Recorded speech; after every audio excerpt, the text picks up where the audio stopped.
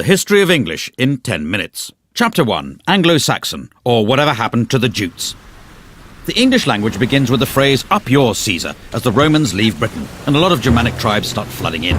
Tribes such as the Angles and the Saxons, who together gave us the term Anglo-Saxon, and the Jutes, who didn't. The Romans left some very straight roads behind, but not much of their Latin language. The Anglo-Saxon vocab was much more useful, as it was mainly words for simple, everyday things like house, woman, loaf, and werewolf. 4 of our days of the week were named in honour of Anglo-Saxon gods. They didn't bother with Saturday, Sunday and Monday, as they'd all gone off for a long weekend. While they were away, Christian missionaries stole in, bringing with them leaflets about jumble sales and more Latin. Christianity was a hit with the locals and made them much happy to take on funky new words from Latin like martyr, bishop and font. Along came the Vikings, with their action man words like drag, ransack, thrust and die. They may have raped and pillaged, but they were also into give and take, 2 of around 2,000 words they gave English, as well as the phrase, "Watch out for that man with the enormous axe." The History of English in 10 minutes. Chapter 2. The Norman Conquest, or Excuse My English. 1066. True to his name, William the Conqueror invades England, bringing new concepts from across the Channel like the French language, the Doomsday Book, and the duty-free Gauloise multipack. French was de rigueur for all official business, with words like judge, jury, evidence and justice coming in and giving John Grisham's career a kick-start. Latin was still used ad nauseam in church, but the common man spoke English, able to communicate only by speaking more slowly and loudly until the others understood him. Words like cow, sheep and swine come from the English-speaking farmers, while the à la carte versions, beef, mutton and pork, come from the French-speaking toffs, beginning a long-running trend for restaurants having completely indecipherable menus. All in all, the English absorbed about 10,000 new words from the Normans, though they still couldn't grasp the rules of cheek-kissing. The bonhomie all ended when the English nation took their new warlike lingo of armies, navies and soldiers and began the 100 Years' War against France. It actually lasted 116 years, but by that point no one could count any higher in French, and English took over as the language of power. The History of English in 10 minutes. Chapter 3. Shakespeare, or a plaque on both his houses. As the dictionary tells us, about 2,000 new words and phrases were invented by William Shakespeare. He gave us handy words like eyeball, puppy dog and anchovy, and more show-offy words like dauntless, besmirch and lackluster. He came up with the word alligator, soon after he ran out of things to rhyme with crocodile. And a nation of tea drinkers finally took him to their hearts when he invented the hobnob. Shakespeare knew the power of catchphrases as well as biscuits. Without him, we'd never eat our flesh and blood out of house and home. We'd have to say good riddance to the green-eyed monster, and breaking the ice would be as dead as a doornail. If you tried to get your money's worth, you'd be given short shrift, and anyone who laid it on with a trowel could be hoisted with his own petard. Of course, it's possible other people used these words first, but the dictionary writers liked looking them up in Shakespeare because there was more cross-dressing and people poking each other's eyes out. Shakespeare's poetry showed the world that English was a rich, vibrant language with limitless expressive and emotional power, and he still had time to open all those tea rooms in Stratford. The History of English in 10 minutes. Chapter 4. The King James Bible, or Let There Be Light Reading. In 1611, the powers that be turned the world upside down with a labour of love, a new translation of the Bible. A team of scribes with the wisdom of Solomon went the extra mile to make King James' translation all things to all men, whether from their heart's desire to fight the good fight or just for the filthy lucre. This sexy new Bible went from strength to strength, getting to the root of the matter in a language even the salt of the earth could understand. The writing wasn't on the wall, it was in handy little books, with fire and brimstone preachers reading it in every church. Its words and phrases took root to the ends of the earth, or at least the ends of Britain. The King James Bible is the book that taught us that a leopard can't change its spots, that a bird in the hand is worth 2 in the bush, that a wolf in sheep's clothing is harder to spot than you would imagine, and how annoying it is to have a fly in your ointment. In fact, just as Jonathan begat Meribal, and Meribal begat Micah, the King James Bible begat a whole glossary of metaphor and morality that still shapes the way English is spoken today. Amen. The History of English in 10 minutes. Chapter 5. The English of Science, or How to Speak with Gravity. Before the 17th century, scientists weren't really recognised, possibly because lab coats had yet to catch on. But suddenly Britain was full of physicists. There was Robert Hooke, Robert Boyle, and even some people not called Robert, like Isaac Newton.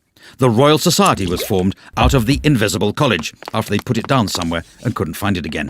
At first they worked in Latin. After sitting through Newton's story about the pomum falling to the terra from the arbor for the umpteenth time, the bright sparks realised they all spoke English, and they could transform our understanding of the universe much quicker by talking in their own language.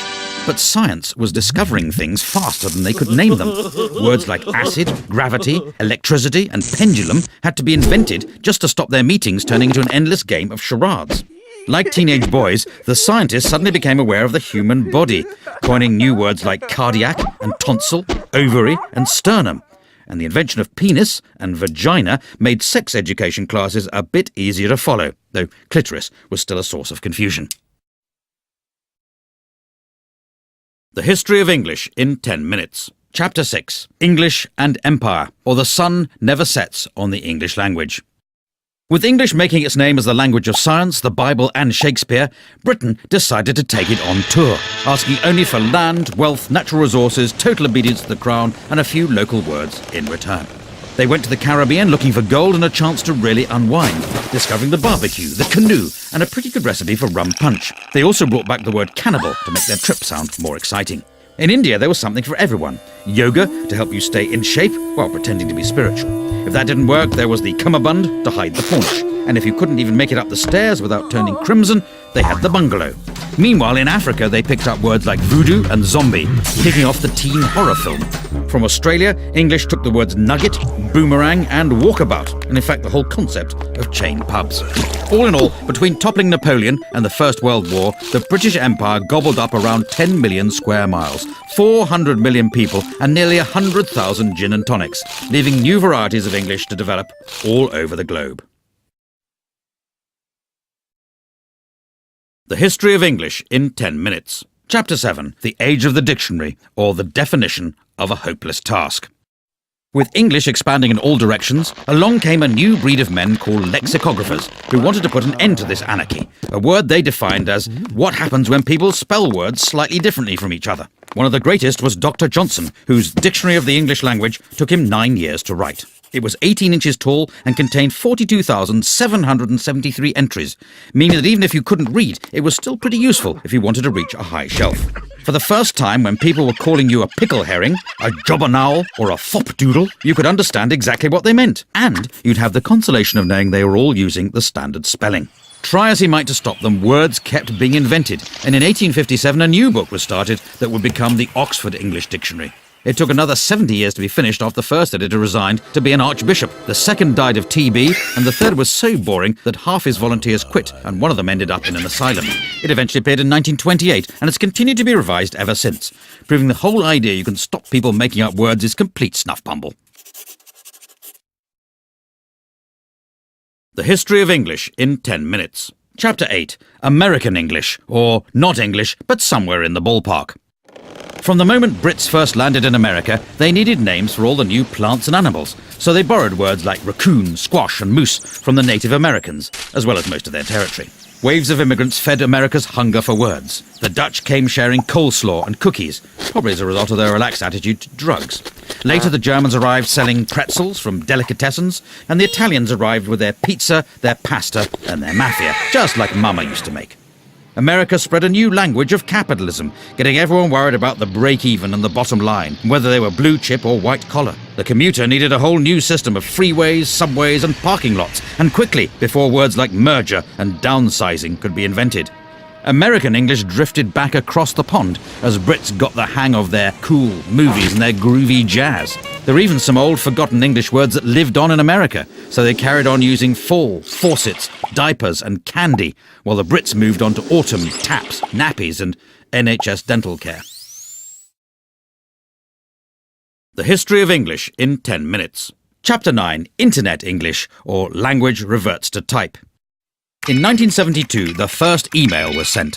Soon the internet arrived, a free global space to share information, ideas, and amusing pictures of cats. Before the internet, English changed through people speaking it, but the net brought typing back into fashion and hundreds of cases of repetitive strain injury.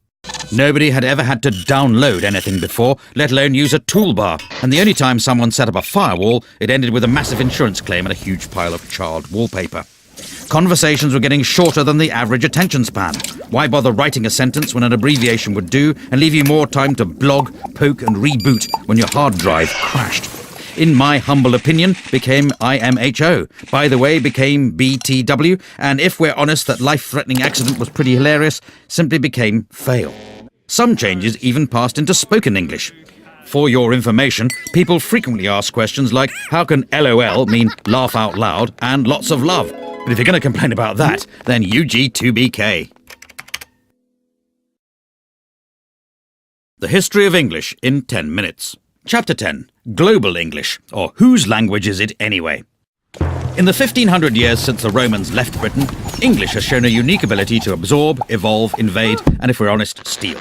After foreign settlers got it started, it grew into a fully fledged language all of its own, before leaving home and travelling the world, first via the high seas, then via the high-speed broadband connection, pilfering words from over 350 languages and establishing itself as a global institution. All this despite a written alphabet that bears no correlation to how it sounds and a system of spelling that even Dan Brown couldn't decipher. Right now, around 1.5 billion people speak English.